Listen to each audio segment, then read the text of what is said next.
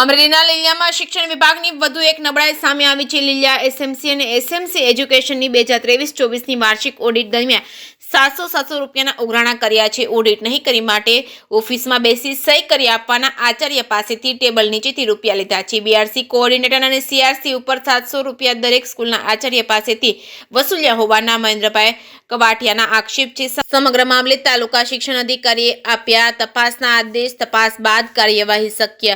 પ્રાથમિક શૈક્ષણિક મહાસંઘના મહામંત્રી મહેન્દ્રભાઈ કાવટિયાએ લગાવેલા ગંભીર આરોપથી શિક્ષણ જગતમાં ખળભળાટ મચ્યો છે।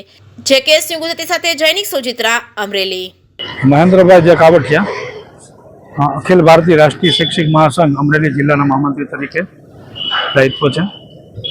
જ્યારે મારી મેટર છે લીલિયા તાલુકાની અંદર એસએમસી અને એસએમસી એજ્યુકેશન એનું ઓડિટ તારીખ 26/11ના રોજ એમ.કે. જૈન એ સીઆઈ પાર્ટી છે એમના દ્વારા થયેલું, જેમાં બીઆરસી અને સીઆરસી લીલિયા એ લોકો દ્વારા દરેક આચાર્યો પાસેથી 700 રૂપિયાની ઉઘરાણી કરવામાં આવી। જેમાં દરેક આચાર્યોમાં એક કે સેન્ટર આચાર્ય હેડટાટ જેમની પાસેથી ઓડિટ થઈ ગયું અને ધરાર રીતે 500 રૂપિયાની ઉઘરાણી 700 રૂપિયા ઉઘરાણી જે છે એ લેવામાં આ લોકોએ માગણી કરી। ત્યારે આ ઓડિટની અંદર તાત્કાલિક ત્યાંને ત્યાં જ સીધી રીતે કોઈપણ પ્રકારના પેરા ન આવે અને એ પ્રકારનું કોર્ડિનેશન આ લોકોએ કરી અને 700 રૂપિયાની ટેબલ નીચેની ઉઘરાણી કરવામાં આવેલ છે।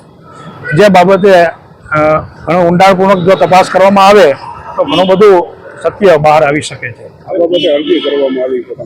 હા, મેં ટીપીઓ સાહેબ શ્રી લીલિયા, ડીપીઓ સાહેબ શ્રી અમરેલી, ચેરમેન સાહેબ શ્રીને અને ડીડીઓ સાહેબને પણ મારી લેખિત અરજી મેં આપેલી છે, જે બાબતે તપાસ કરવા અને ન્યાયિક રીતે તપાસ થાય તો ઘણું બધું સત્ય બહાર આવી શકે। સમગ્ર શિક્ષા દ્વારા શાળાઓને ગ્રાન્ટ ચૂકવવામાં આવતી હોય છે। આ ગ્રાન્ટના વપરાશના ઓડિટ કરવામાં આવતા હોય છે। હમણાં લીલિયામાં ઓડિટ આવ્યું તો શાળાના આચાર્યો પાસેથી ઓડિટ બાબતે ઉઘરાણા થયાની અરજી મળેલ છે। અરજી મળતા અમારા દ્વારા સમગ્ર શિક્ષાના અમારા એકાઉન્ટ ઓફિસરને અમે તપાસ સોંપેલી છે। તપાસનો અહેવાલ આવ્યાથી જે કંઈ તથ્ય બહાર આવશે એમાં નિયમ અનુસારના પગલાં ભરવામાં આવશે।